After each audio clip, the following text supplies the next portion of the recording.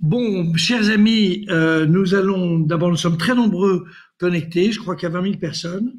Deuxième sujet, on arrive à la fin de cette journée, mais c'est une fin très très riche puisque en réalité, on ne va pas parler de conclusion, on va parler de propos conclusifs dans la mesure où nous sommes 10 à donner notre avis sur ce qu'il faudrait faire. Évidemment, il y a un petit groupe très concentré qui est composé de François-Xavier Albouy, Alain Villemeur et moi-même qui présenteront, mais là aussi très rapidement, les conclusions de la chaire.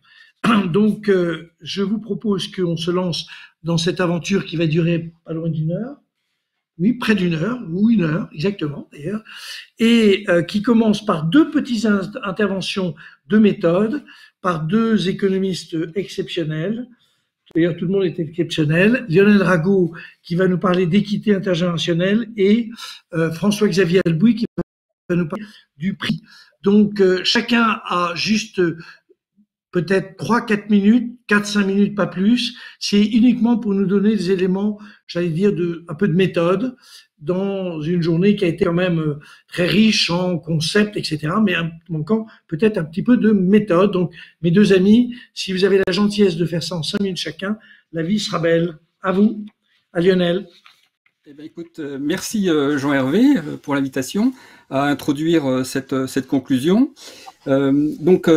Tu m'as demandé de préciser quelques éléments sur l'équité intergénérationnelle, hein, c'est mon propos, et vous avez intitulé cette introduction générale éléments de quantification des conflits intergénérationnels. Donc je vais essayer de connecter justement le concept de conflit intergénérationnel avec celui d'équité intergénérationnelle. Et regarder ces deux concepts à travers la crise sanitaire que l'on vit, pour voir si cette crise sanitaire a donné naissance à un conflit intergénérationnel et est-ce qu'elle pose des problèmes d'équité intergénérationnelle. Alors, puisqu'on parle un peu de méthodologie, bon, je prends le terme conflit au sens premier, c'est-à-dire un conflit, c'est quand on a des forces antagonistes qui rentrent en contact et qui cherchent à s'évincer mutuellement. Ici, quand on parle de conflit intergénérationnel, donc c'est des générations différentes qui vont s'affronter, hein, alors au niveau social principalement. On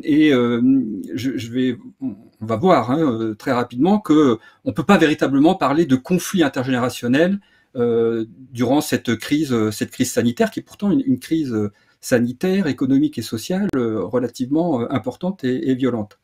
Et c'est vrai que beaucoup de conflits naissent d'un problème d'inéquité.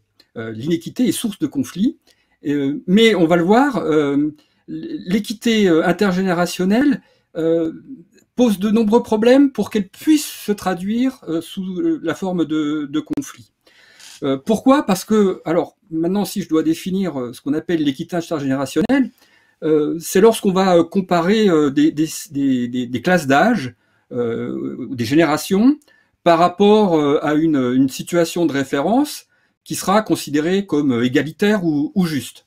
Et comme tout problème éthique, tout va dépendre de la norme qu'on va retenir. Alors il y a différentes normes, différents critères qui sont utilisés lorsqu'on s'intéresse à l'équité intergénérationnelle. Je vais en citer deux principaux qui sont les bons critères par rapport à la question de l'équité intergénérationnelle dans cette crise sanitaire. Le premier critère, c'est un critère instantané. Donc c'est une approche transversale. On va simplement comparer la situation de classes d'âge différentes à un moment donné. Et donc ici, très clairement, on va comparer la situation que vivent les jeunes par rapport aux plus âgés, les vieux, durant cette crise sanitaire. Et puis le deuxième critère que j'aborderai juste à la fin de mon intervention concerne, lui, la comparaison de la situation de génération au même âge, mais des générations successives. Alors sur le critère instantané, il est clair que les jeunes et les vieux, pour parler simplement, comme parlent les économistes quand ils parlent de classe d'âge, ont vécu des situations très différentes durant cette crise sanitaire. Hein. Du point de vue sanitaire, ce sont quand même les personnes les plus âgées qui ont été les plus touchées, très clairement. Hein. 95% des personnes décédées avaient plus de 60 ans. Mais inversement, ceux qui peut-être ont subi la crise sociale et économique qui en résulte, ce sont plutôt les jeunes et les actifs. Et néanmoins, on voit clairement que ça n'a pas introduit, et pourtant la crise est violente, hein, sanitaire, économique et sociale. Économique, je rappelle quand même qu'on a perdu pratiquement 9 points de PIB. Et donc ça montre bien que le coût de la vie a été pris en compte ici. Et François Xavier rappellera le concept de coût de la vie, hein, très clairement. Enfin, de coût, de la valeur de la vie, la valeur de la vie, pardon.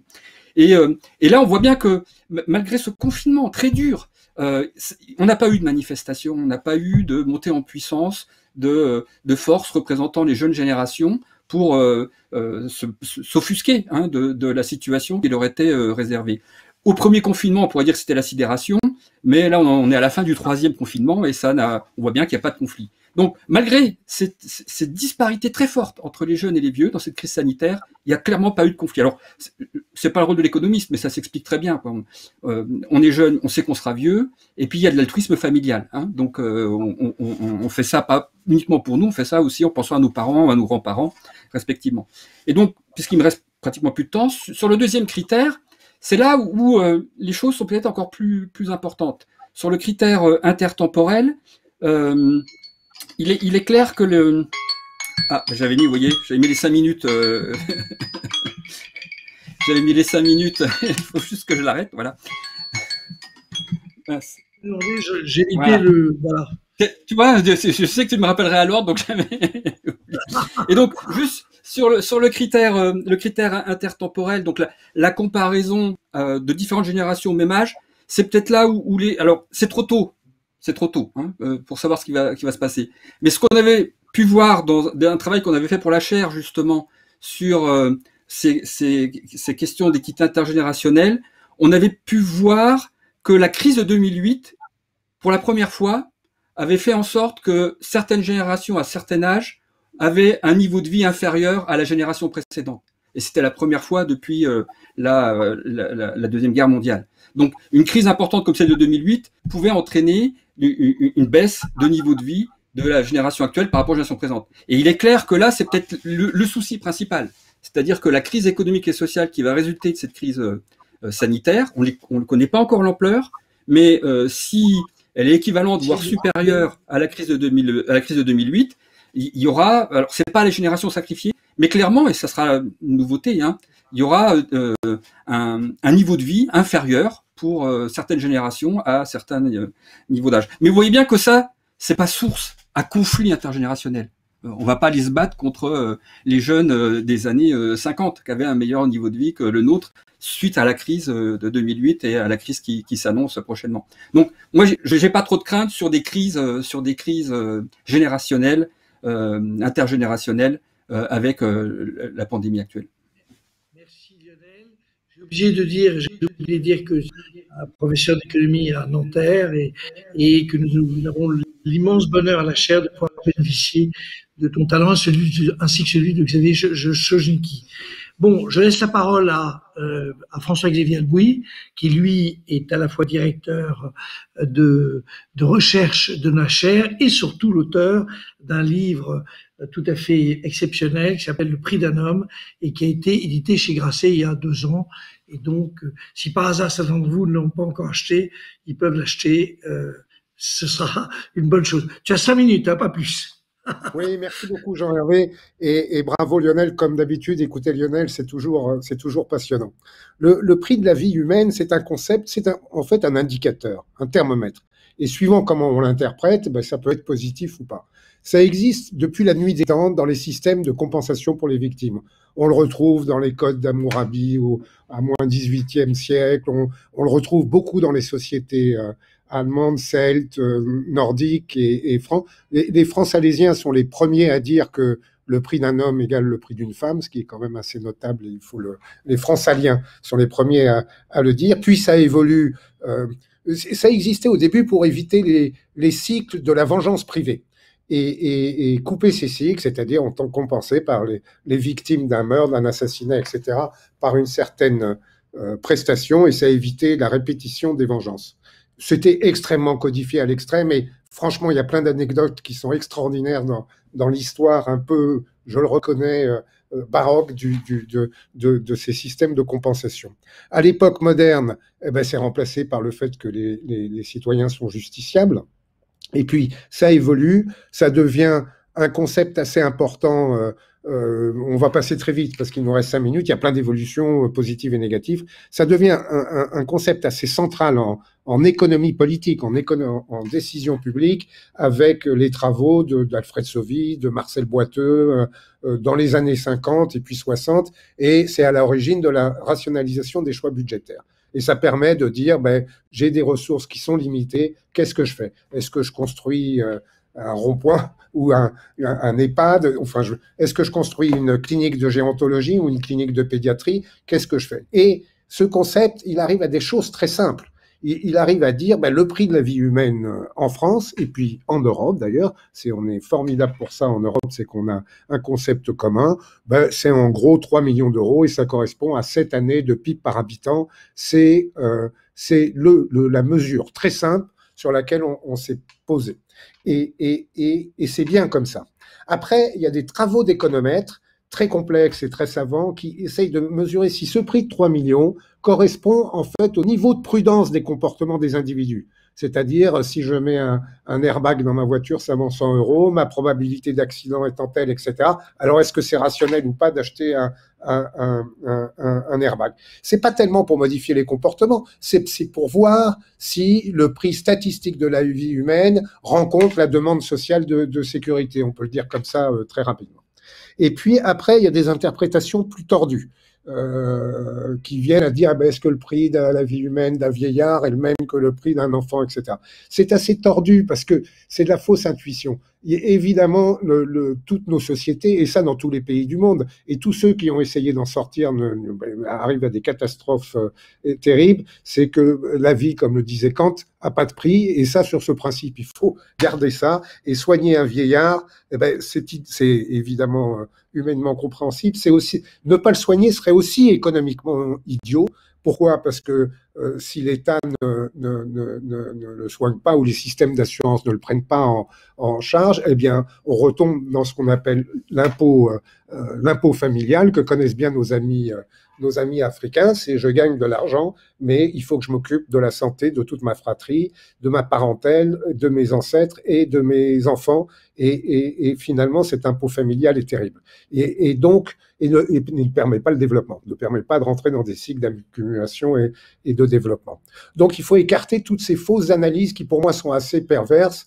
Voilà. Mais ceci dit, cette histoire de prix de la vie humaine, il nous dit autre chose. Et il faut écouter le thermomètre, enfin, lire le thermomètre. Il nous dit quoi? Il nous dit, eh bien, le prix d'un Européen statistique, c'est 3 millions d'euros. Et c'est à partir de là qu'on construit nos systèmes de solidarité. Et il y a des cotations implicites du prix de la vie humaine. Dès on veut mettre un produit en circulation, on adopte des normes de sécurité qui implicitement reflètent ça, etc.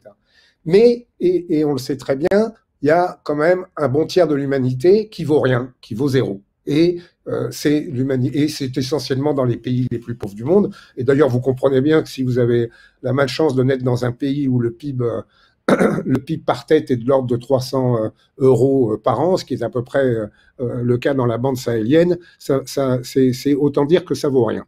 Et le fait que le prix de la vie humaine ne vale rien au sens économique, fait qu'il n'y a pas d'investissement qui vont vers la santé et qui vont vers la santé de ces populations. Et ça, c'est très grave parce que ce que nous avons appris dans les 10 dernières années, c'est sur des choses aussi complexes que l'environnement et avec des enjeux à très long terme. On a consacré des ressources d'intelligence terribles et aujourd'hui, l'ingénierie financière mondiale est mobilisée à très grande vitesse sur ces objectifs de très long terme et on va sortir de cette crise sanitaire où on a vu avec stupéfaction l'économie mondiale au nord s'arrêter, et à juste titre, pour 2 millions de décès à peu près dans le monde. Et tous les ans, on a 2 500 000 décès par an d'enfants de moins de 5 ans depuis 30 ans. Et là, c'est pas quelque chose qui est même dans notre prise de conscience. Et je rappelle, pour en terminer et pas dépasser mon temps, qu'on vient de découvrir, grâce aux recherches sur la Covid, on vient de découvrir enfin le vaccin sur le paludisme. Enfin, après 50 ans de recherche. C'est donc bien, et donc, et peut-être, conclusion, peut-être que la bonne chose à faire, c'est pas donner des vaccins gratuitement à des pays qui d'ailleurs souffrent de bien d'autres malaises, mais plutôt de donner, d'orienter la recherche pharmaceutique, et en particulier notre recherche française, qui est pas si mauvaise qu'elle en a l'air, de l'orienter vers le jackpot, c'est-à-dire de donner, d'accorder cette valeur à un vaccin qui sauve la vie de centaines de millions de personnes, 400 000 morts par an, et c'est des enfants de moins de 5 ans, le palu, c'est quand même pas négligeable, et ça, depuis 30 ans, handicapé la croissance de la bande tropicale. Eh bien, dire là, c'est le jackpot, et pour ça, le thermomètre du prix de la vie humaine, eh bien, à mon sens, il est bougrement utile dans les normes internationales qui vont se révéler, et dans la demande urgente d'une santé universelle, rappelons-le, objectif des Nations Unies depuis 1945. J'arrête. Oui. Merci François-Xavier. D'ailleurs, tu as été toi-même bougrement utile pour qu'on comprenne. Merci aussi à Lionel Rago. Vous avez été tous les deux, j'allais dire, très très importants pour qu'on essaye de mettre un peu de méthode. On passe maintenant aux propos conclusifs. C'est pas des conclusions, c'est des propos conclusifs. On y va directement, oui. Donc, c'est un premier groupe qui est celui des économistes, qui sont quand même une catégorie très particulière auquel nous appartenons tous. On a la chance, l'immense chance d'avoir la présidente du CES économistes, Françoise Benamou. On a l'exceptionnelle chance d'avoir Nathalie Chussot qui est rattachée un peu à la chaire de transition démographique, transition économique. Et puis il y a un petit groupe, là les trois, qui sont les trois directeurs de cette chaire, qui vont faire une présentation groupée, mais avec un partage très astucieux que nous avions mis au point on a mis 15 jours à le mettre au point. Voilà. Je laisse la place à Françoise. L'idée, c'est que on va assez vite. C'est plutôt des propos conclusifs plutôt que des conclusions, parce que avec tout ce qu'on a appris aujourd'hui, on devrait déjà passer au moins 15 jours à bâtir des conclusions. Chère Françoise, chère présidente, à toi. Merci Jean-Hervé, merci pour cette journée, alors vraiment passionnante. J'ai malheureusement pas pu tout écouter, mais tout ce que j'ai pu écouter était très riche de propositions. Alors un petit détour par la littérature, histoire de s'évader un instant. Je suis sûre que tous les jeunes au moins qui nous écoutent ont lu, au moins pour le lycée, Les Rougon-Macquart de Zola, où Zola décrit la figure terrible de Pierre Rougon qui dépouille sa mère pour assouvir ce qu'il juge comme ses besoins. Alors, par un renversement qui fut débattu tout au long de la journée, il y a le sentiment aujourd'hui qui prévaut chez pas mal de jeunes, que génération, donc à l'inverse, a beaucoup enlevé à la génération à laquelle eux, ils appartiennent, et cela pour assouvir leurs besoins, leurs bons plaisirs, etc. Et on obtient avec cela une certaine détérioration de la planète, une folie consumériste héritée des 30 Glorieuses et des dettes qui sont inquiétantes pour les solidarités intergénérationnelles. Alors, même si les jeunes ont en moyenne, et même compte tenu de ce qui vient d'être dit, une meilleure éducation que les générations précédentes, ils vivent dans des conditions meilleures en moyenne, ils partagent donc un sentiment d'inquiétude, de menace environnementale, économique, sanitaire, ça a été montré toute la journée. Il faut rappeler qu'il y a 963 000 jeunes en France qui sont sans qualification, sans formation, sans emploi et entre 16 et 25 ans. Voilà, donc c'est vraiment un sujet crucial. Et dans le même temps, lié à cela ou en miroir inversé, les classes moyennes sont extrêmement bousculées aujourd'hui par la fin à la fois du sentiment et même de la réalité que leurs enfants vivront mécaniquement mieux qu'elles. Donc c'est vraiment toute la confiance intergénérationnelle et dans toute sa réciprocité qu'il faut retisser et ça a été vraiment le sujet de toute cette journée. Alors je voudrais juste proposer 3 réflexions. La première, je crois qu'il faut quand même éviter un aveuglement générationnel. Qu'est-ce que je veux dire par là ? Le conflit intergénérationnel ne doit pas masquer, ne doit pas faire l'impasse sur les inégalités de situation et d'opportunités à l'intérieur des générations. En d'autres termes, il ne faut pas oublier les solidarités sociales et il faut tricoter la question générationnelle avec la question sociale. Deuxième remarque, il faut bâtir tout un réseau de responsabilités. Alors bien entendu, la famille protège, même si tout le monde n'a pas nécessairement une famille. On l'a vu de manière extrêmement douloureuse tout au long de la pandémie. Certains n'avaient pas une famille vers qui se retourner et vers qui allaient éventuellement certains jeunes qui n'avaient plus les moyens de payer leur loyer. Donc la famille, à la fois, elle protège et en même temps, elle prépare, elle accompagne le tournant vers l'extérieur, le départ. Et ça, c'est l'objet d'une tension. Pour dépasser cette tension, elle doit exercer, me semble-t-il, cette responsabilité en lien avec le système éducatif d'une part et avec les politiques publiques et tout particulièrement les politiques sociales qui trop souvent oublient les jeunes. C'est Valérie Larreau qui a parlé ce matin du RSA. Je suis persuadée qu'il faut élargir le RSA en direction des moins de 25 ans. Donc vraiment tricoter solidarité familiale et autres catégories de solidarité et avec une insistance sur le système éducatif dont on connaît toutes les failles, toutes les lacunes en France. Ma troisième remarque porte sur l'entreprise. Il y a eu d'ailleurs toute une session consacrée à cela. Il faut répondre aux exigences générationnelles en matière d'emploi. Alors, je ne crois pas que ce soit, évidemment, il y a d'abord avoir un emploi, ça va de soi, hein, mais c'est pas seulement avoir un emploi, c'est pas seulement non plus être avoir du bien-être dans son travail, aimer son travail. Ça va plus loin. Moi, j'ai été frappée par mes étudiants, que ce soit des étudiants de très haute qualification, c'est-à-dire grandes écoles, ou avec des formations plus modestes.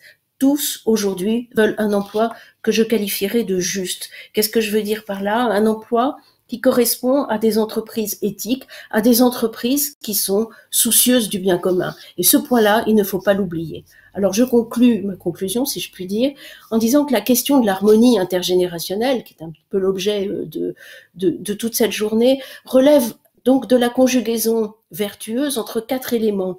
L'entreprise éthique, responsable et soucieuse des jeunes. La famille, refuge en dernier ressort. L'éducation, la formation qui prépare à ce qu'on pourrait appeler une bonne vie, si je puis dire. Et puis les politiques sociales qui sont là à chaque fois que les jeunes en ont besoin et qui cessent d'oublier les jeunes. Merci. Merci beaucoup, Françoise, cette vision humaniste et puis ce démarrage, mais qui n'étonnera personne, toutes les gens qui te connaissent, d'abord par la littérature. Un grand merci. Peut-être Nathalie, si tu veux bien prendre la suite. Oui, merci beaucoup. Et en fait, directeur de recherche associé à la chaire. Merci beaucoup Jean-Hervé de me céder la parole. Alors je vais rebondir sur ce qu'a dit Françoise et je vais axer mon propos autour de 2 éléments qui m'ont paru clés autour de cette journée. D'un côté, la formation et de l'autre, l'employabilité, que ce soit pour les jeunes comme pour les seniors. Alors, du côté des jeunes, on l'a dit, on a observé une fragilité accrue et effectivement, Françoise l'a rappelé, presque 1 million de NEETs, une précarité révélée par la crise, en particulier pour les étudiants et effectivement, on voit mal comment étudier dans de bonnes conditions et se préparer à l'insertion sur le marché du travail quand on est en situation de précarité. Et donc, il y a la vraie question qui a été posée d'une espèce de minimum jeunesse, d'un plan jeunesse, avec probablement différentes pistes de réflexion. Soit on considère un revenu un petit peu universel pour l'ensemble des étudiants et les aider à étudier de manière correcte pour préparer une formation correcte et l'insertion sur le marché du travail, soit on corrige les inégalités dont il a été question au sein même de la jeunesse, puisque ce sont les plus modestes qui ont été les plus touchés, et dans ce cas-là, considérer des aides ou une aide jeunesse qui soit un petit peu, qui dépendent un petit peu des ressources des étudiants. Donc j'attends avec impatience la garantie jeunesse universelle dont Madame Borne a parlé, parce que ça me paraît un point crucial. Donc la formation initiale, et là on peut dire aussi que les étudiants ont été fortement impactés, que probablement l'enseignement supérieur est le parent pauvre du plan de relance, donc je crois que ça serait important en particulier d'investir davantage dans les universités. Toute la question de l'apprentissage et de la formation tout au long de la vie, donc ça a été très très important. Et puis du côté des seniors, quelque chose qui a été très intéressant et qui a été rappelé, c'est aussi l'employabilité des seniors. On a dit que les seniors avaient été plutôt protégés pendant la crise parce qu'ils avaient bénéficié en particulier des aides liées au chômage partiel, puisqu'ils avaient des contrats plus tenables, moins précaires que les jeunes. Néanmoins, d'abord, le taux d'emploi des plus de 60 ans reste quand même assez faible. Et par ailleurs, la difficulté pour les seniors, c'est quand ils perdent leur emploi, eh bien, c'est de retrouver un emploi. Et là, il y a plusieurs éléments qui ont été mis en avant. Le premier élément, c'est la nécessité de former les seniors. Alors la question est à partir de quand on est senior.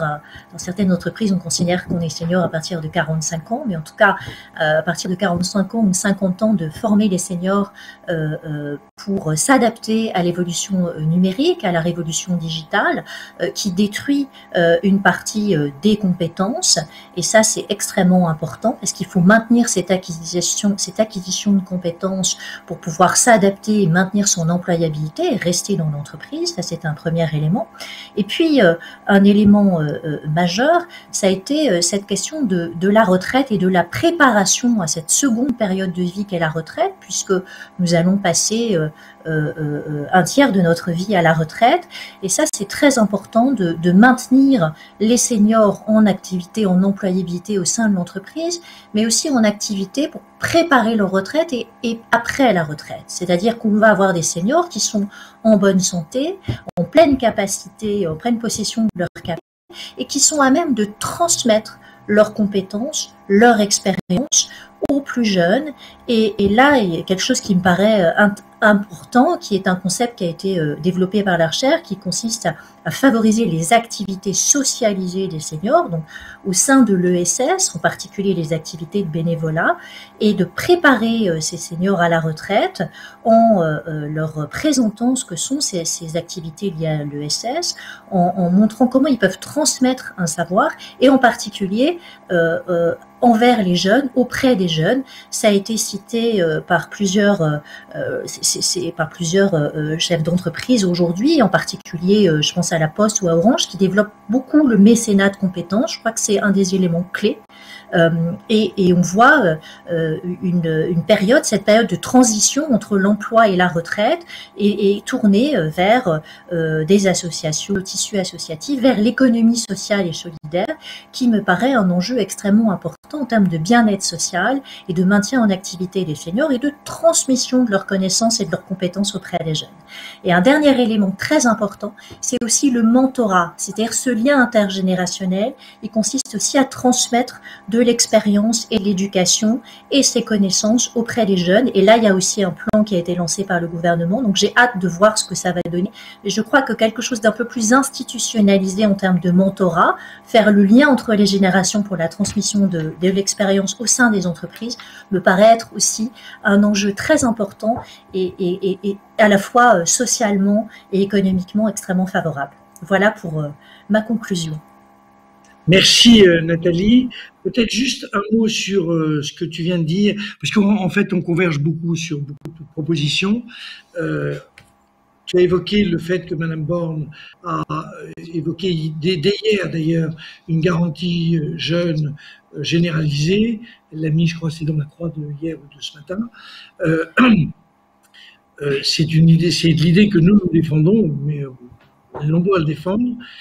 Pourquoi? Parce que plutôt que le RSA jeune, tout simplement parce que c'est un vrai contrat entre un individu et la société, puisqu'on ne fournit la garantie jeune que ces conditions qu'il y ait une contrepartie en matière d'emploi ou de recherche d'emploi et de formation.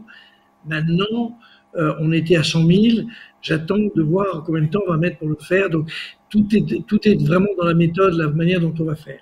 Voilà. Donc, un grand merci. Alors, pour la chaire TDTE, nous sommes 3 directeurs de cette chaire qui est tout à fait remarquable. François-Xavier Albouy, qui tout à l'heure s'est exprimé sur le prix d'un homme, Alain Villemeur, qui s'est beaucoup exprimé sur les problèmes de confiance, et votre serviteur. Et l'idée, c'est de vous présenter notre manière de faire, donc nos conclusions, propos conclusifs, assez rapidement, mais en le faisant de manière très coordonnée, puisque on essaie de vous montrer en réalité ce que nous proposons, et cela depuis quelques années. En termes simples, moi je vais donner quelques principes. Après, notre ami Alain Villemeur va lui parler plutôt de solidarité. Et enfin, François-Xavier va donner 5 exemples de propositions très concrètes, par exemple sur la garantie jeune, des choses qui permettent réellement de le mettre en œuvre. Pour ce qui concerne le problème de la méthode, nous sommes une chaire qui travaille depuis pas loin de 10 années, de manière assez, j'allais dire,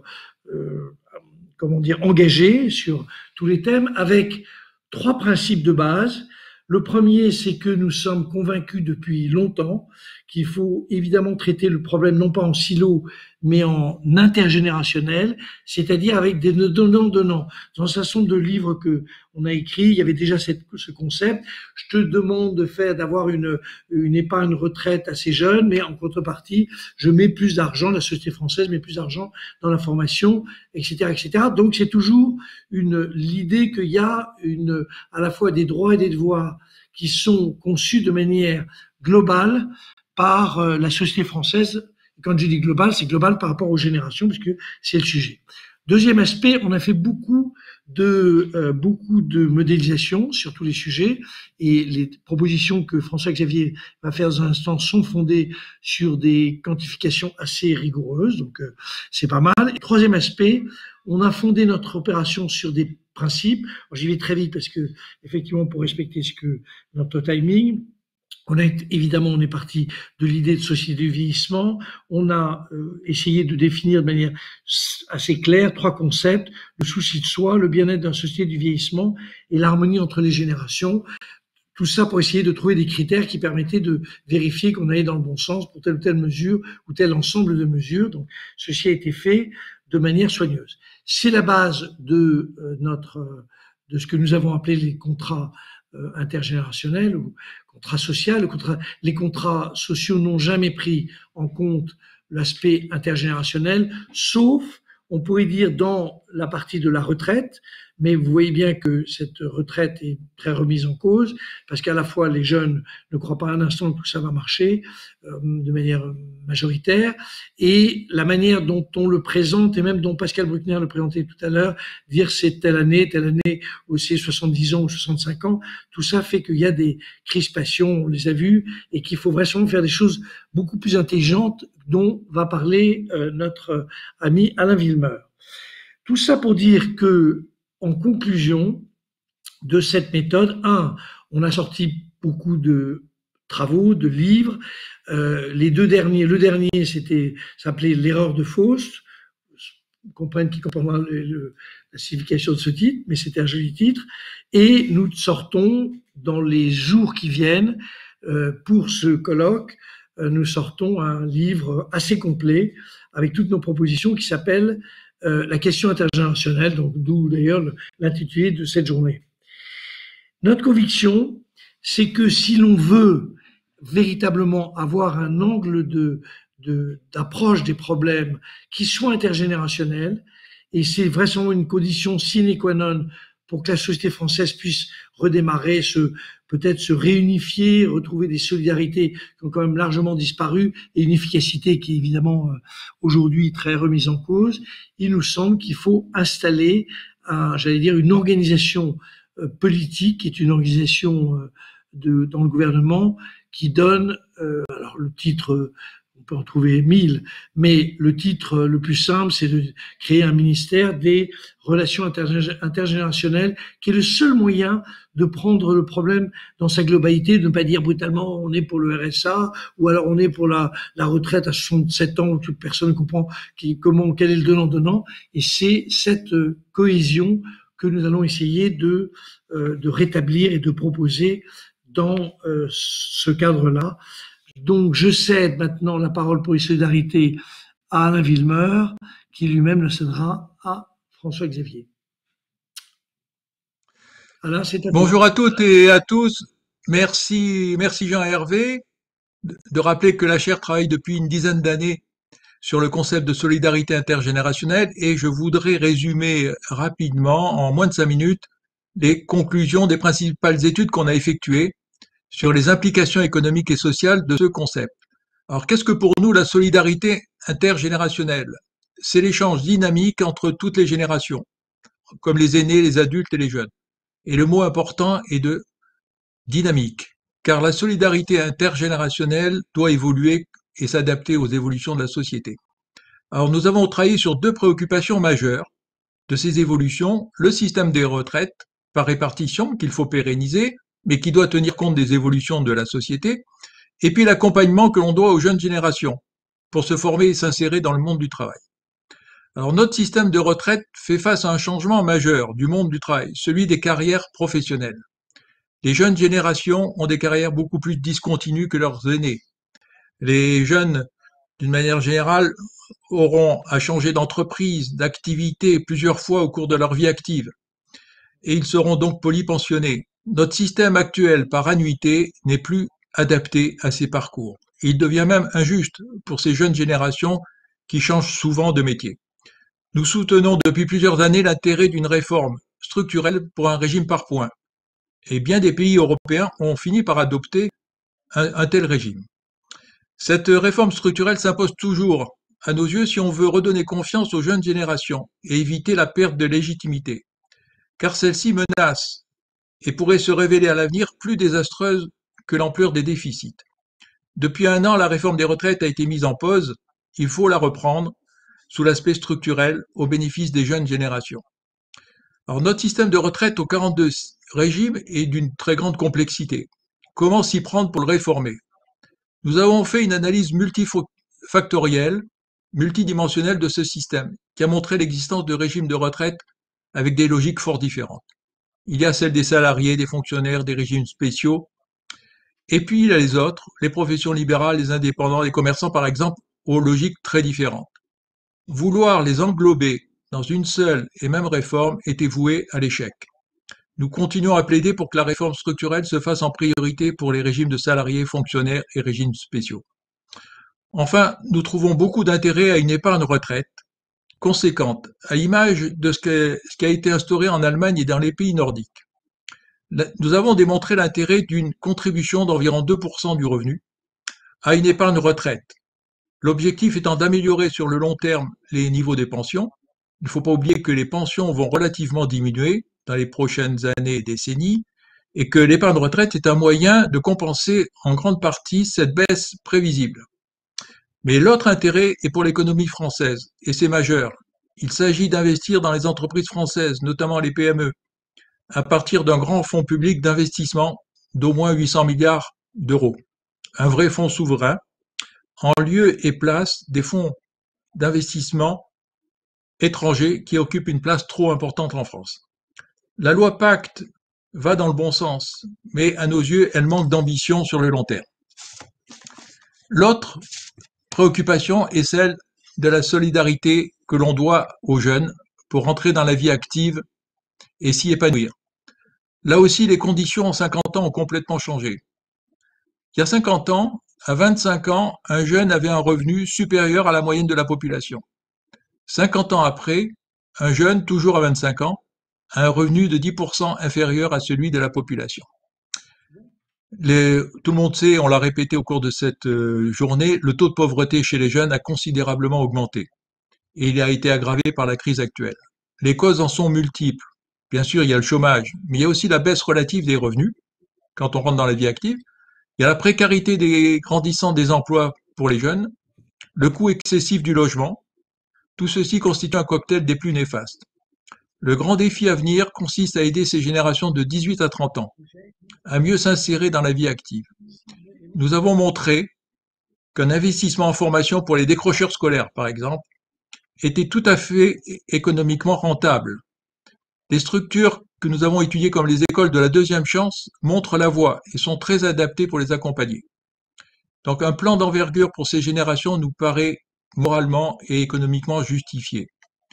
Le principe de la garantie jeune nous paraît tout à fait adapté, car il combine un revenu minimum et une insertion, et comme l'a dit Jean Hervé, un vrai contrat. Madame la ministre a annoncé ce matin qu'elle souhaitait rendre universelle cette garantie jeune. À nos yeux, c'est plus qu'une dépense, c'est un investissement. Mais le défi est considérable. Il ne faut pas sous-estimer. On parlait de 900 000 jeunes sans emploi, sans formation, sans travail. Si on les prend, les jeunes de 18 à 30 ans, c'est 1,7 million. 1,7 million de jeunes de moins de 30 ans qui sont sans formation, sans diplôme ni travail. Pour terminer, je voudrais dire qu'investir dans de meilleurs revenus et de meilleure insertion des jeunes générations est sans doute la meilleure garantie pour redonner confiance aux générations et assurer en même temps la pérennisation du système de retraite. Merci de votre attention. Merci Alain d'avoir aussi bien exprimé nos positions sur le sujet très sensible comme la retraite. Et maintenant, 4 propositions, je crois, 4 ou 5, de François-Xavier de la Chaire, qui marquent notre souci de faire des propositions extrêmement concrètes. François-Xavier, à toi. Rappeler qu'on a travaillé là-dessus pendant 10 ans et on a beaucoup étudié dans les dernières semaines quelles étaient dans nos propositions celles qui étaient résilientes à la crise. Résistantes à la crise. Et on en a sectionné 4-5 qui nous paraissent essentielles et passer l'après-crise, comme certaines idées ont passé l'après-guerre à une autre époque. La première, c'est celle de l'activité socialisée vers la retraite active. C'est celle de la retraite active. En dehors du problème du débat sur le départ de l'âge en retraite, tout le monde a souligné et tout le monde est conscient qu'on ne peut pas passer entre un quart et un tiers de sa vie à la retraite en restant en retrait et isolé et en quelque sorte en étant en état de déchéance sociale et morale. Et on a mesuré, c'est la première fois que des économistes le font après des médecins et l'intuition des gérontologues que nous avons repris ici, on a mesuré qu'une activité socialisée un peu contraignante et altruiste retarde statistiquement l'entrée dans la dépendance d'au moins 3 ans et demi dans nos modèles, et ça apporte une satisfaction et un bien-être immédiat. Donc, il nous semble que c'est une des priorités absolues vu les besoins d'engagement que la société française a de la part de ces seniors pour faciliter l'entrée des jeunes dans la vie active. Comment faire pour que les seniors qui quittent parfois les entreprises dans des conditions pas toujours idéales s'engagent massivement dans des activités socialisées et cessent de cultiver leur jardin? Nous proposons des formations courtes délivrées par les universités, accompagnées de mesures prises par les entreprises pour aider les salariés au-dessus de 55 ans dans ces nouveaux parcours de vie. Nous lançons aussi une étude pour fixer le contenu de ces formations courtes et comment les inscrire dans des programmes universitaires actuels avec, en particulier, sous la conduite de Nathalie Chussot. Cela s'inscrit dans un programme plus général de retraite active et donc de formation à tous les âges de la vie. La valorisation des patrimoines, c'est quelque chose qui n'a pas été débattu aujourd'hui, mais nous considérons que c'est absolument essentiel. Il y a beaucoup Luc Arondel, André Moisson, ont beaucoup mentionné qu'un des symptômes de la société française, c'est évidemment d'être assis sur des patrimoines concentrés sur des personnes très âgées, et très peu de ces personnes très âgées, et que pour beaucoup, les patrimoines, les revenus étaient modestes, puisque les pensions de retraite sont modestes, et que les patrimoines ne pouvaient pas être mobilisés. Alors on a inventé un concept d'ingénierie financière, qui est celui de la valorisation des patrimoines, qui permet à des ménages modestes propriétaires de leur logement de négocier le versement d'un capital autour de 70% de la valeur de leurs biens, avec la garantie d'un maintien dans les lieux à vie, et moyennement le versement d'une redevance. Par hypothèse, cette redevance serait inférieure aux loyers sociaux de leur département. Ce capital peut être utilisé pour réaménager le domicile, prévoir des périodes de dépendance, améliorer les conditions de vie immédiates ou transmettre aux enfants et petits-enfants qui ont des projets de transmettre par des donations qui ont été beaucoup évoquées.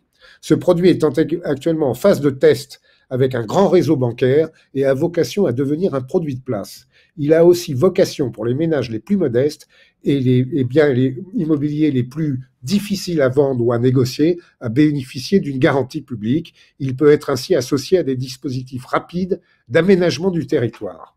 Dépendance. et aidants, c'est un sujet dont on a parlé depuis le début de la journée jusqu'à la fin. Et nous proposons, en associé, et nous avons modélisé et mesuré, nous avons en complément des efforts pour lancer une 5e branche de la sécurité sociale, de reprendre les grandes lignes du projet déposé par la FNMF et la FSA en faveur d'une assurance dépendance qui verse des rentes mensuelles de 500 € et qui viennent s'ajouter aux dispositifs existants. Cette garantie viendrait compléter les garanties prévoyance et santé collective. Le coût est porté par les actifs et les entreprises, mais aussi par les retraités, puisque c'est leur génération qui en bénéficie. Il est de l'ordre de quelques euros par mois. Il peut être modulé pour faire plaisir et à André Renaud et à André Masson, et peut-être modulé selon les âges afin d'éviter une contribution trop forte des jeunes. Améliorer en pratique la situation des aidants, c'est un problème mondial, avec des dispositifs de congés adaptés, de retour à l'emploi, et de retour à l'emploi avec valorisation des compétences qui ont été apprises pendant la période d'aidance, et on a vu ce matin qu'il y en a beaucoup, et l'utilisation massive de plateformes de services facilitant la mise en place et la gestion des différents services d'aide à domicile. Revenu minimum, c'est la mise à disposition d'un revenu minimum à des catégories particulières en priorité, comme les femmes seules sans emploi au-dessus de 60 ans, les petites retraites ou au-dessus de 80 ans, par exemple le généraliser, parce qu'au-dessus de 80 ans, pour éviter l'isolement, on a besoin de pouvoir prendre un taxi et d'avoir quelqu'un qui porte les valises. C'est comme ça, même en bonne santé, l'isolement vient par la modicité des revenus pour pouvoir arriver à bouger. Ou évidemment les jeunes dont il a été énormément question aujourd'hui, et en particulier les jeunes en difficulté. Évidemment, nous regardons aussi attentivement la garantie jeunesse universelle qui est en train de se mettre en place, mais nous insisterons peut-être sur l'absolue nécessité d'inclure les NEETs, là, ce terme absolument barbare. Les évaluations fluctuent, on dit qu'il y en a 2 500 000 aujourd'hui, d'après l'INSEE, c'est 2 500 000. D'après la DARES, c'est un peu moins de 2 millions. Enfin, il y a beaucoup de critères. Mais enfin, il y a 2 500 000 gamins qui sont au tapis pour des tas de raisons. Il faut absolument étudier ça et comment remédier à ça par des aides très ciblées. C'est souvent lié d'ailleurs à la dépendance des grands-parents. Ça peut être lié à l'absence de logement et de transport. Donc, c'est quelque chose qui est absolument vital. Et enfin, mais ça a été évoqué, nous proposons d'affecter 2% de l'épargne des ménages à un fonds de retraite qui ne servirait peut-être des pensions que dans 20 ans, mais n'investirait dans la transition climatique et la modernisation de l'économie pour la rendre plus performante. Et 3, réinvestirait ses dividendes afin de devenir, comme Alain l'a souligné, un fonds souverain qui permettrait de dépasser le vieillissement démographique et d'investir dans la modernisation de l'économie. En bref, les 2 propositions que je retiens pour ma part de toute la journée et qui sont totalement ancrées dans les travaux de la chaire, c'est un peu plus de bienveillance entre nous et un peu plus d'agressivité de notre machine économique vis-à-vis de l'extérieur. Je vous remercie de votre attention. Merci. Donc, on a bouclé les propositions de la chaire, donc, et des économistes qui sont, comme toujours, très talentueux. Je suggère que maintenant on passe à la phase extérieure. Ils sont nombreux et il faut que pendant 1 minute vous ne quittiez pas votre siège parce que il va y avoir un peu de musique et un slide d'attente. Voilà. Donc pendant 1 minute vous ne bougez pas et vous attendez la suite des événements.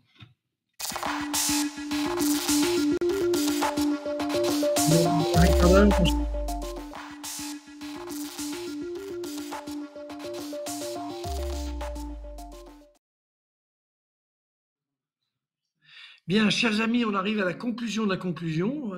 On a démarré ce matin à 9h, donc on n'a quasiment pas arrêté. Donc c'est formidable ce qui s'est passé grâce au groupe Bayard. Je le dis parce que Pascal Ruffnac est là, grâce à Radio France. Il se trouve Vincent Giré était là ce matin, mais il n'est pas là ce soir. Grâce à Econci, c'est Robert Zarader. Grâce à toutes ces personnalités politiques, et là on a une personnalité politique de premier plan, puisque c'est Brigitte Bourguignon qui va sortir une loi.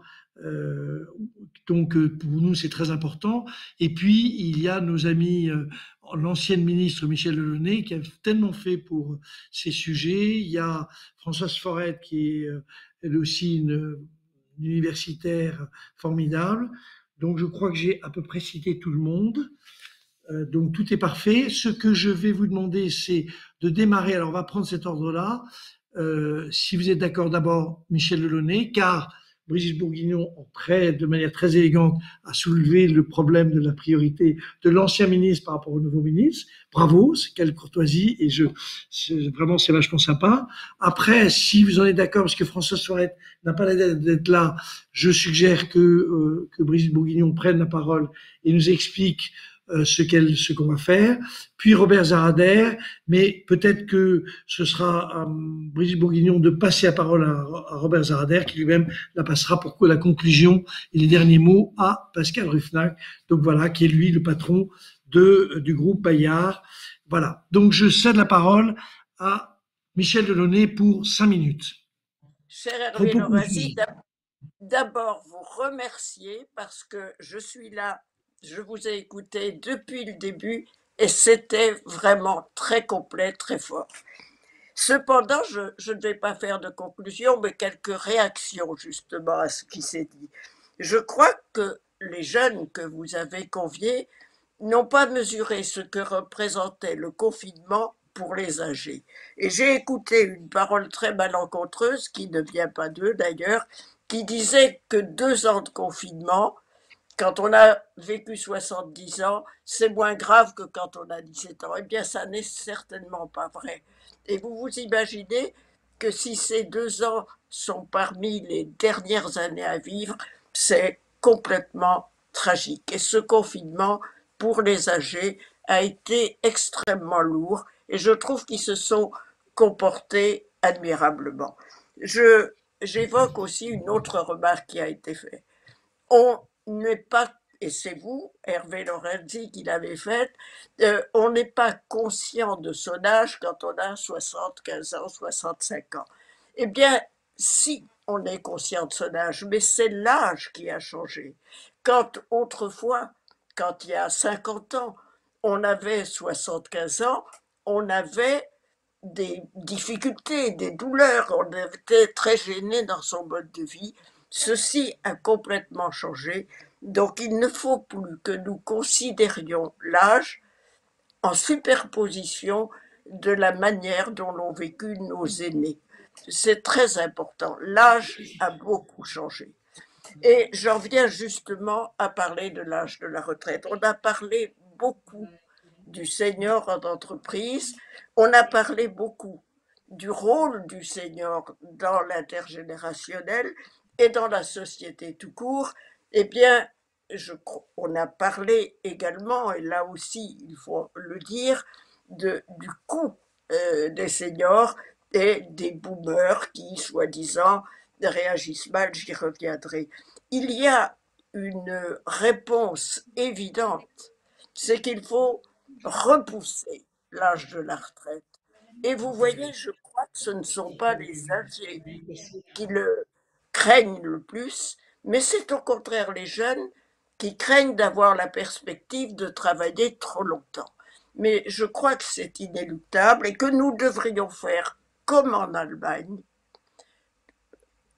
des pas progressifs vers un âge de départ à la retraite de 65 ans. En 1945, vous le savez, l'espérance de vie est de 65 ans et l'âge de la retraite est de 65 ans. Eh bien, nous avons gagné 20 ans d'espérance de vie et je crois que beaucoup de boomers comme moi ont mal vécu, ne vivent pas la retraite comme une délivrance et surtout se rend compte, et je retourne à l'intergénérationnel, que si nous ne l'améliorons pas, si nous ne le retardons pas, eh bien les jeunes générations nous prendront véritablement en grippe. Imaginez que la retraite des médecins hospitaliers est à 65 ans, mais imaginez que mon aide-soignante, après, pendant 30 ans, avec un salaire beaucoup trop modeste, doive ou puisse payer la retraite pendant 30 ans d'un hospitalier parce qu'il vivra vieux comme il le souhaite d'ailleurs. Donc, si nous voulons faire vraiment de l'intergénérationnel, nous ne pouvons pas demander aux plus jeunes, qui seront probablement pour une grande part dans une difficulté financière et sociale que laisse percevoir la crise post-Covid, eh bien, nous ne pouvons plus leur demander cela. Un mot, et j'aurais aimé réagir tout de suite, vous vous en doutez. Je suis un boomer pur sucre. Et j'ai trouvé incroyable qu'une jeune femme, en quelque sorte, attaque les boomers et dise « mais boomer, ça veut dire une génération qui veut que rien ne change et qui est, comment dire, arc-boutée sur ses privilèges ». Eh bien, je vais dire une chose à cette jeune femme particulièrement, que serait-elle sans les boomeuses? Elle n'aurait pas d'indépendance financière, elle n'aurait pas les possibilités de faire ses études comme les autres. Je crois que pour beaucoup de points, nous devons être très reconnaissants, et surtout les femmes, envers la génération boomer, qui a été une génération incroyablement travailleuse, qui a eu la chance, c'est vrai, de vivre dans une période de progrès sur tous les plans, et donc socialement de bienfaits, mais ne pendons pas cette génération, d'autant plus que les jeunes, et ils le savent d'ailleurs, bénéficient de ces grands-parents boomers.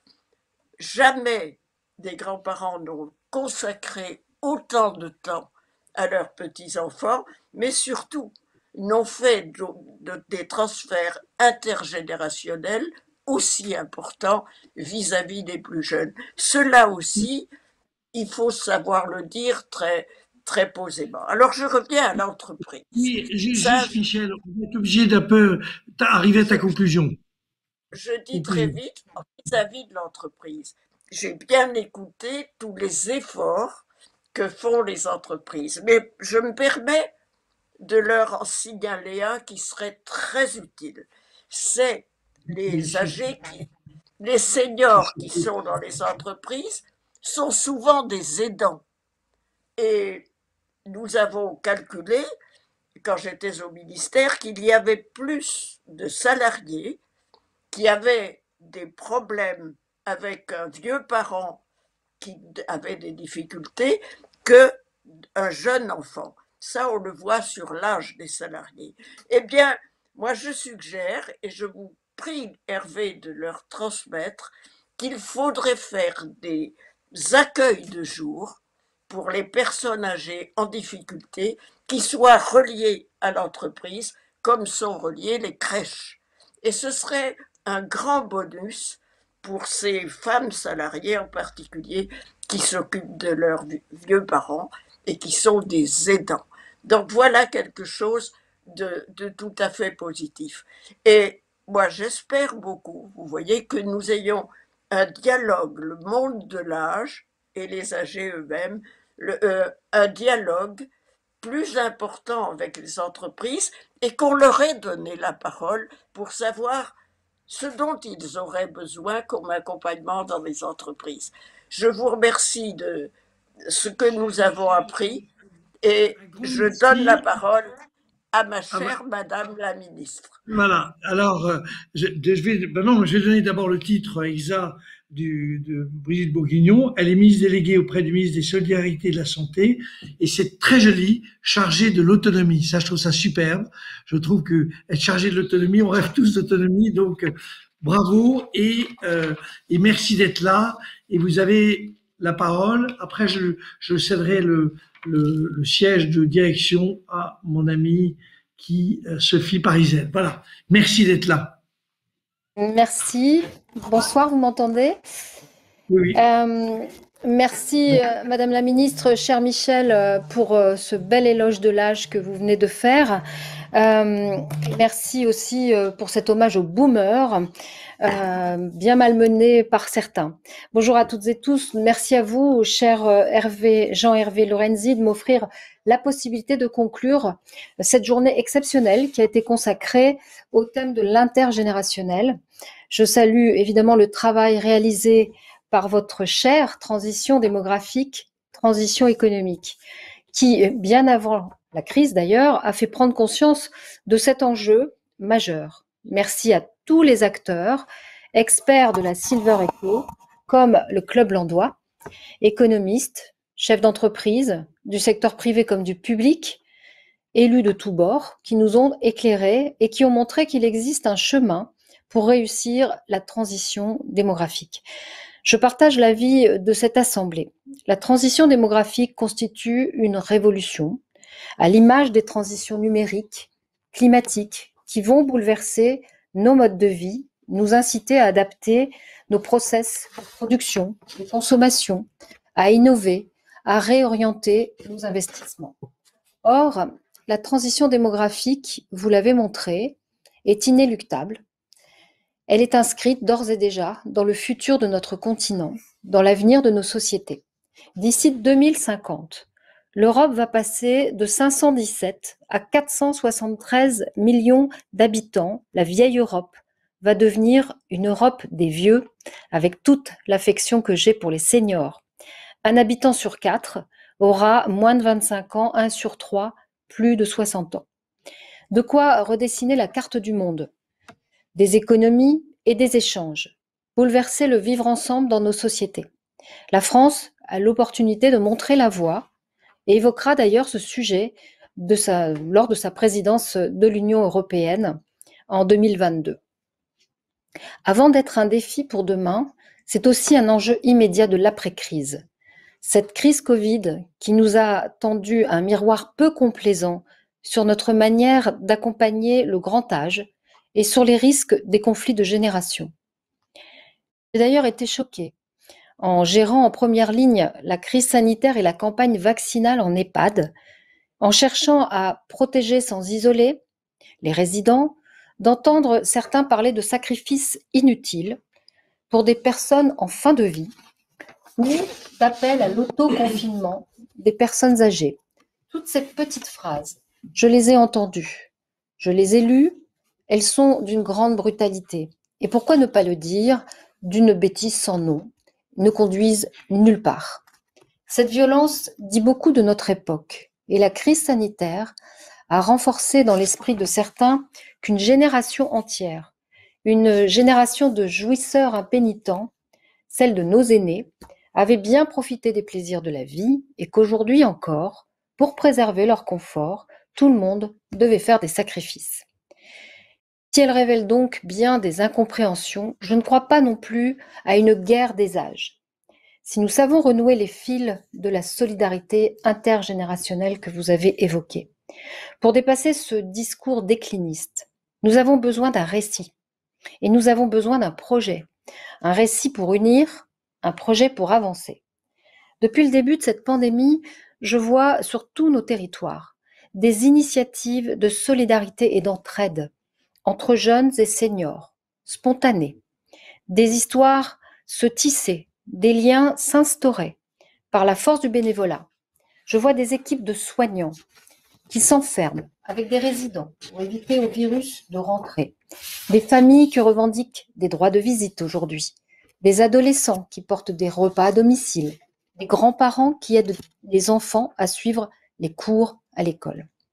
Et quand il faut aider un père, une mère, des grands-parents, penser à leur devenir, les demandes sont claires. Donnez-nous les moyens de vieillir à domicile, de bien vieillir à domicile, d'être bien accueillis en établissement quand cela devient nécessaire, d'être entouré de mes proches. Facilitez-nous la vie. Pour moi, la société de la longévité se construit au quotidien. Je ne crois pas au grand soir, mais bien à la responsabilité de chacun de participer à ce beau projet. C'est pourquoi je trouve cette journée si importante, car elle nous permet de nous tourner vers l'avenir et de mieux cerner ce défi et les opportunités économiques, sociales, environnementales et sociétales que représente une société où un tiers de la population aura plus de 60 ans. Comment gommer les frontières de l'âge, mettre les plus âgés au service des plus jeunes et réciproquement? Comment profiter du boom des retraités actifs pour renforcer les transitions du monde du travail? Comment mieux transmettre les savoirs? Comment inventer et développer les métiers du care? Comment adapter nos villes et notre habitat? Comment permettre à chacun d'être citoyen jusqu'au bout, utile et respecté? À nous tous de relever donc ces défis. L'État et les collectivités sont au rendez-vous et seront au rendez-vous, je vous le dis. Et il ne s'agit pas seulement de moyens financiers. Nous les mettrons, comme nous l'avons fait pour revaloriser massivement les salaires des professionnels du médico-social ou les aides à domicile du secteur associatif. Quand dans le cadre du plan de relance, le gouvernement me confie plus de 2 milliards d'euros pour moderniser les EHPAD, les ouvrir sur l'extérieur, nous assumons ce choix et nous appelons tous les acteurs économiques et sociaux à inventer les tiers-lieux qui pourront cohabiter des crèches jusqu'aux activités sportives et culturelles. Les moyens financiers seront là. Et il faut d'ailleurs remercier Olivier Véran de s'être battu pour inscrire dans la loi cette 5e branche de la sécurité sociale et stabiliser les ressources à long terme de la CNSA. Je salue également la double volonté de Bruno Le Maire à travers le plan de relance de consolider l'essentiel, préparer l'avenir à travers l'innovation qui permettra aussi de répondre à ce défi intergénérationnel. Pour répondre à ce défi, il nous faut donc anticiper, organiser la prévention et l'accompagnement des personnes, adapter l'habitat et l'environnement territorial. Je travaille ainsi avec Jacqueline Gouraud. Dans le cadre des petites villes de demain, je travaille avec Emmanuel Vargon à lever les obstacles au maintien chez soi sur la base d'un rapport à venir de Luc Broussy, des bracelets connectés pour faire reculer ce nombre inacceptable de 10 000 morts liés aux chutes à domicile. Mais ce peut être aussi des formes d'habitat partagé, intergénérationnel, des habitats collectifs revisités, une autre conception du bâti. J'appelle nos élus bâtisseurs, nos architectes, nos designers, nos concepteurs de l'habitat à redoubler d'audace et de créativité. Je travaille avec Sophie Cluzel pour que les plus fragiles d'entre nous soient aussi les premiers bénéficiaires de ces progrès dans l'attention aux autres. Je travaille avec Olivia Grégoire à utiliser les exigences de la RSE, les magnifiques opportunités de l'économie sociale et solidaire pour démultiplier les investissements dans cette transition démographique. La transition démographique doit conjuguer investissement, innovation, agilité, miser sur la robotique, le numérique, l'intelligence artificielle, la data. Bienvenue aux entrepreneurs, élus et autres acteurs de la silver economy pour inventer ce futur au quotidien qui profitera à tous. Inventons la suite donc ensemble. Ce futur passera aussi par la promotion des métiers de la transition démographique, qui peinent parfois à recruter alors qu'ils vont être créés par centaines de milliers. Il y a là une impasse criante que nous ne résoudrons qu'en transformant les métiers et les organisations. Il faut donc donner envie de s'y engager, rendre ces métiers créatifs, attractifs, et en imaginer d'autres pour répondre aux besoins de seniors, voyageurs altruistes, mais aussi consommateurs, ouverts aux innovations, pour peu qu'ils les maîtrisent. Nous anticipons ces besoins. Les vocations existent, elles demandent parfois une opportunité, un déclic, une rencontre qui change tout. Et puis bien sûr, des formations, des passerelles entre les métiers, des rémunérations dignes de ce nom. J'ai engagé ce chantier en priorité. Et je travaille aussi avec Elisabeth Borne dans le cadre du grand plan « Un jeune, une solution » pour permettre à chacun de choisir ses métiers du care. Avec le même état d'esprit, nous avons lancé, avec Sarah Ellery, les services civiques solidarité seniors. 10 000 opportunités mises à disposition de nos jeunes pour être utiles à nos aînés. Je compte sur vous pour imaginer dans tous les territoires des offres capables de répondre à ces demandes.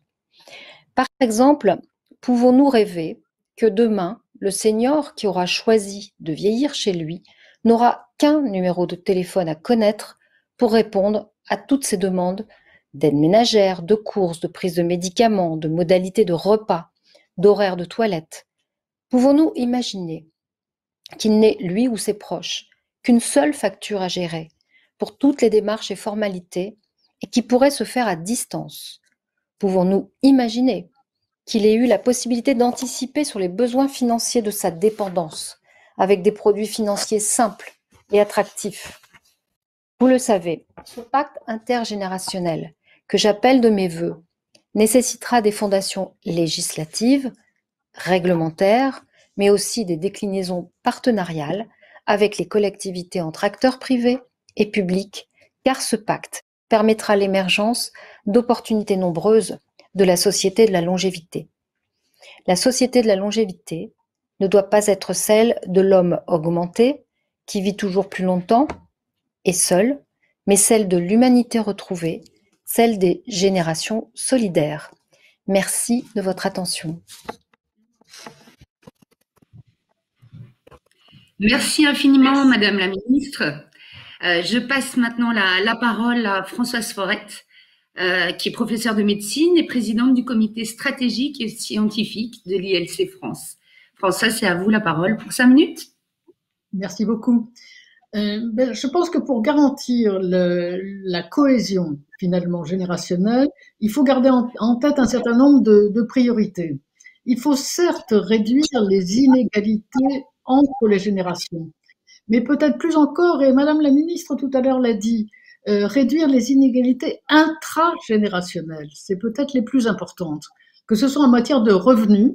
On sait qu'il y a des retraités extrêmement pauvres et on sait qu'il y a encore plus de jeunes qui vivent dans une précarité qui est absolument inacceptable et qui doit être corrigée. Alors, corrigée comment? Sûrement pas par un RSA, une sorte de RSA qui risquerait d'engager les jeunes dans une position d'assistés, ce qui serait extrêmement délétère pour eux. Mais il faut pouvoir leur allouer une allocation spécifique d'un montant suffisant pendant toute la période nécessaire, sous réserve qu'ils soient en formation ou qu'ils soient en recherche d'emploi. Et pour cela, il faut les accompagner avec bienveillance. Deuxième priorité, il faut réduire les inégalités intragénérationnelles en matière d'éducation. L'accès à l'éducation a été remarquablement augmenté depuis des décennies, mais tous n'en bénéficient pas de la même façon en fonction, et c'est ça qui est inéquitable, du niveau socio-culturel de leurs parents. Donc il faut faire des efforts gigantesques pour permettre aux très jeunes enfants de ne pas décrocher, ça a été dit par Alain, et en particulier dès le CP. Et il faut souligner que l'aide des plus âgés dans le soutien scolaire est inestimable et qu'il doit être encouragé dans la perspective de l'activité des seniors. Troisième priorité, réduire les inégalités intragénérationnelles en matière de santé. Il faut rappeler que le vieillissement de la population n'entre que pour 0,6% dans la progression des dépenses de santé qui, elles, sont dues essentiellement au progrès médical, et ça c'est bien. Malheureusement, tous ne bénéficient pas de la même façon du progrès médical et toutes les études démontrent une corrélation qu'il faut absolument casser entre le niveau socio-économique et culturel, l'état de santé et la mortalité. Donc là, l'urgence, c'est de promouvoir une culture de la prévention pour que tous, quel que soit l'âge, quelle que soit la catégorie socio-économique, puissent accéder à cette culture de prévention. Et je pense que d'ailleurs le milieu de l'entreprise est particulièrement favorable à promouvoir cette culture de prévention. Quatrième priorité, réduire bien évidemment les inégalités intragénérationnelles dans l'accès à l'emploi. On sait que les jeunes ne parviennent pas à entrer dans le monde du travail, mais que les plus âgés sont contraints d'en sortir au plus tôt. Et on sait très bien, et c'est là où le bas blesse, que 90% des cas sont des personnes non diplômées, qu'elles soient jeunes ou qu'elles soient âgées. Donc l'urgence est bien sûr de promouvoir la formation appropriée, elle ne l'est pas toujours, et efficace de tous jusqu'à l'âge le plus avancé. Cinquième priorité, assurer un financement solidaire de la perte d'autonomie pour éviter de peser sur l'ensemble des générations, non seulement les personnes âgées, mais aussi les générations intermédiaires et les jeunes. Alors, une 5e branche a été votée par le Parlement, comme l'a souligné Madame Bourguignon, et tout le monde s'en réjouit, bien évidemment. Encore faut-il qu'elle soit financée. Alors, les études réalisées par LC France montraient qu'une cotisation obligatoire extrêmement modeste, 1 euro par jour, à moduler en fonction des revenus, permettrait un financement équitable des 8% de la population qui sont dépendantes. 6e priorité, il faut bien sûr que le plan de relance continue à favoriser les jeunes, comme il le fait grâce aux mesures favorisant l'intégration sur le marché du travail et la transition énergétique. 7e priorité, reconnaître l'apport remarquable des plus âgés vis-à-vis des plus jeunes en matière d'aide financière, d'aide éducative, d'aide à la prise en charge de la petite enfance, d'aide culturelle, affective pour tous. Mais il faut reconnaître aussi l'apport tout aussi remarquable des jeunes vers les plus âgés, qu'il s'agisse d'aide numérique, de lutte contre la solidarité, contre l'isolement, ce qui est absolument capital. Et enfin, dernière priorité, il y en a bien d'autres, mais je n'en ai listé que 8. Il faut cesser une fois pour toutes de parler de génération sacrifiée. J'ai pas dit génération fracassée. Toutes les générations ont eu des difficultés, qu'il s'agisse des guerres mondiales, de la guerre d'Algérie, des crises économiques, qui ont été également partagées par les plus jeunes et les plus âgés.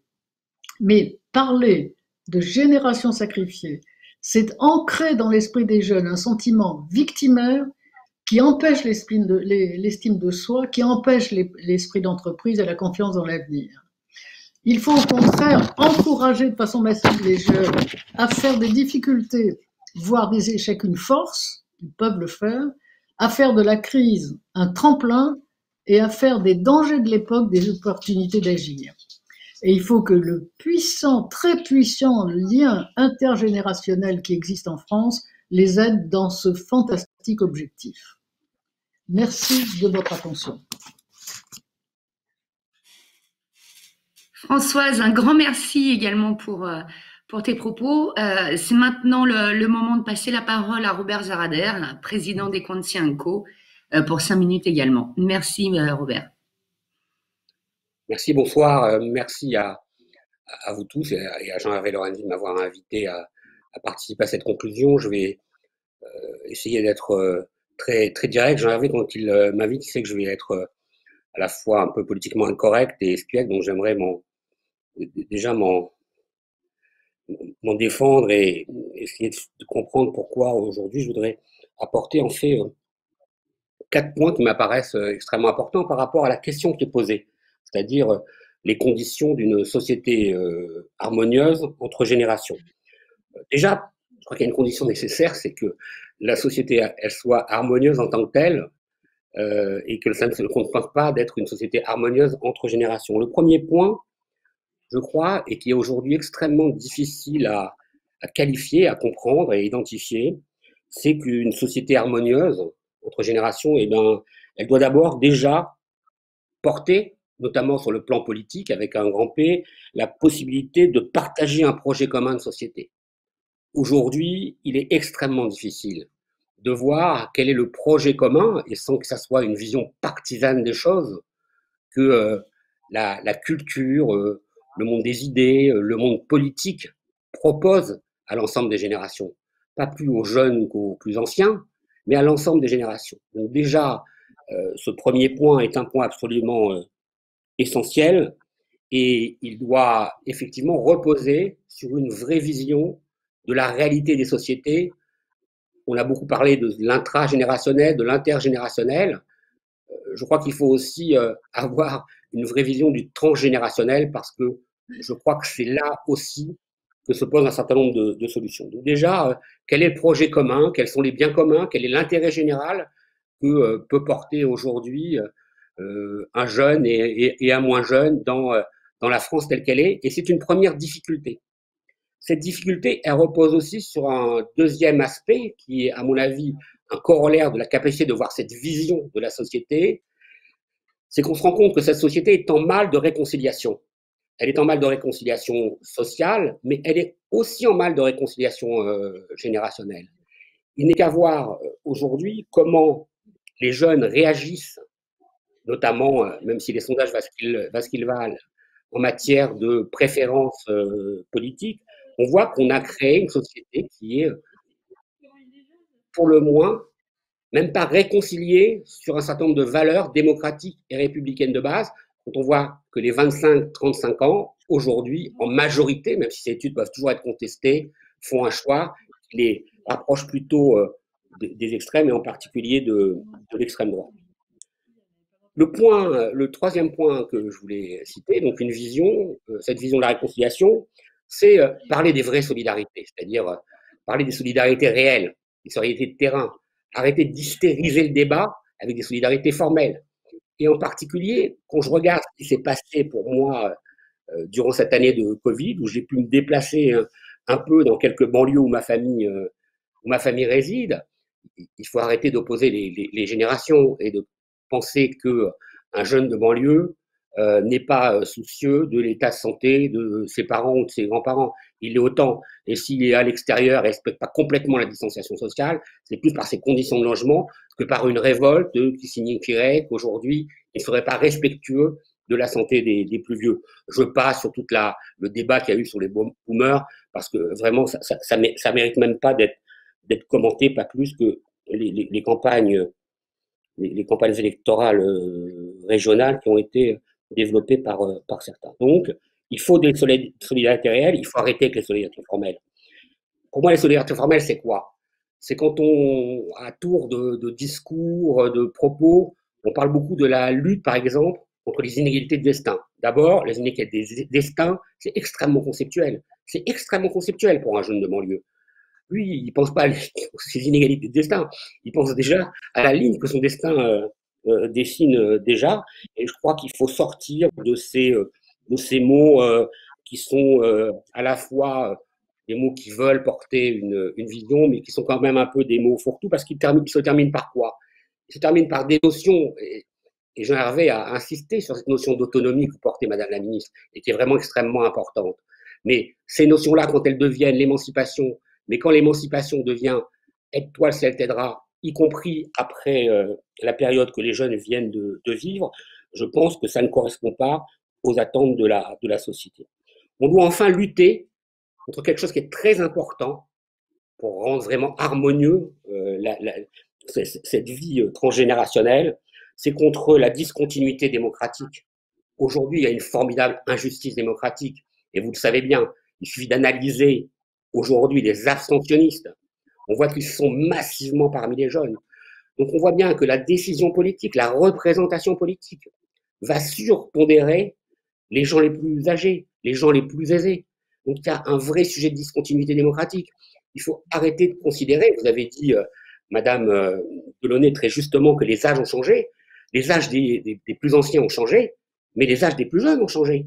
Pourquoi aujourd'hui ne pas défendre, peut-être pas au niveau des élections nationales, mais au moins au niveau des élections locales, le fait que les jeunes dès 16 ans puissent participer à la vie démocratique de leur vie. Enfin, je voudrais maintenant aborder le dernier point, alors de manière fondamentalement assez abrupte et provocatrice. Il faut faire très très attention à ce qu'un nouveau grand remplacement ne balaie pas le grand remplacement de l'extrême droite ou d'une droite extrême. Non. Je crois qu'il faut faire attention à ce qu'on dit et aux mots qui pèsent. Je crois qu'effectivement, beaucoup de gens plus âgés ne se reconnaissent pas dans les mots de Startup Nation. Je crois que non. Et moi-même, étant un jeune start-upper, parce que j'ai créé une entreprise il y a un peu plus d'un an, je ne me reconnais pas là-dedans. Je ne me reconnais pas dans les premiers de cordée. Parce que les premiers de cordée, c'est vrai, souvent, ils sont importants dans les startups, dans l'économie. Mais est-ce qu'aujourd'hui, les premiers de cordée, ils ont un âge défini? Je ne crois pas non plus. Et je crois qu'il va falloir que je finisse, parce que je vois réapparaître l'animatrice principale. Enfin, et je voulais le dire, parce que finalement, cette conclusion m'y invitait, je ne crois pas à la revanche ou à l'effacement de l'ancien monde par le nouveau monde. Je ne crois pas qu'il y avait avant des vieux politiciens et qu'il y aurait maintenant des jeunes politiques. Je ne crois pas à ça.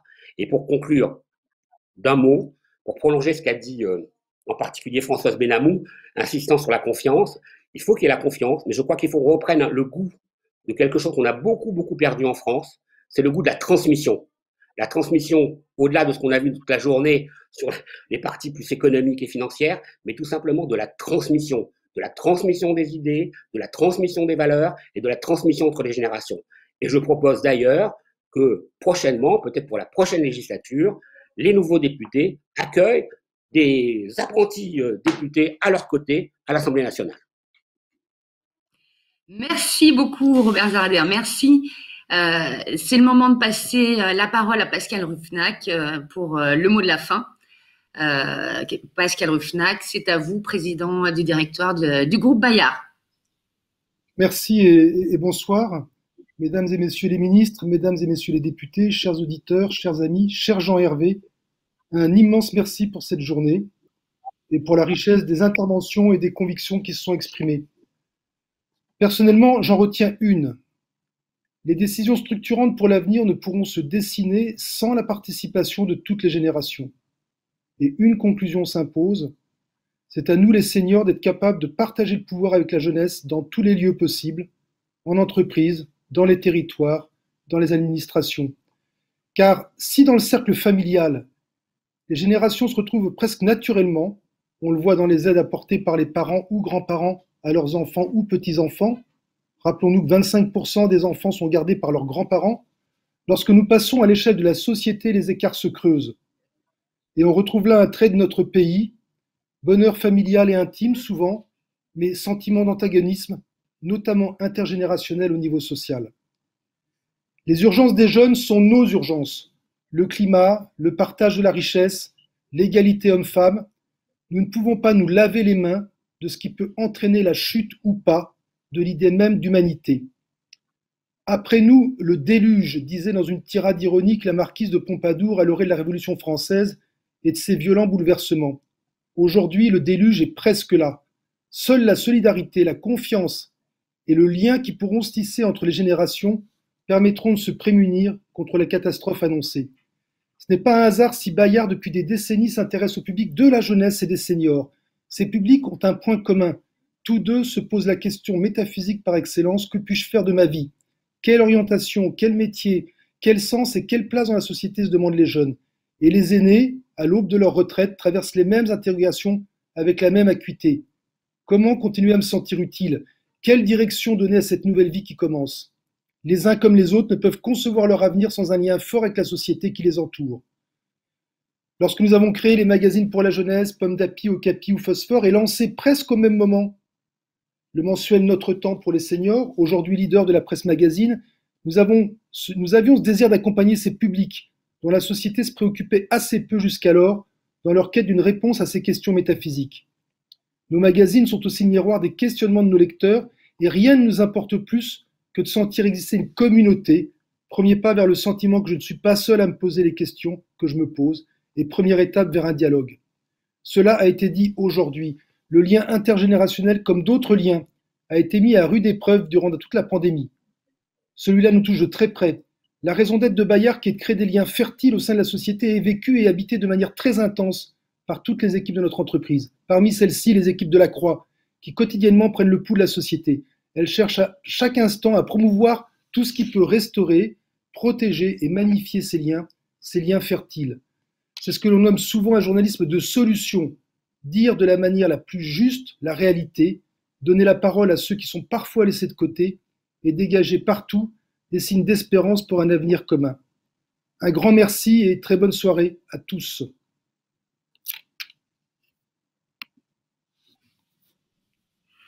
Merci beaucoup, merci Pascal Rufenacht et merci à tous pour cette journée riche d'échanges, de très belles interventions et merci à tous nos suiveurs.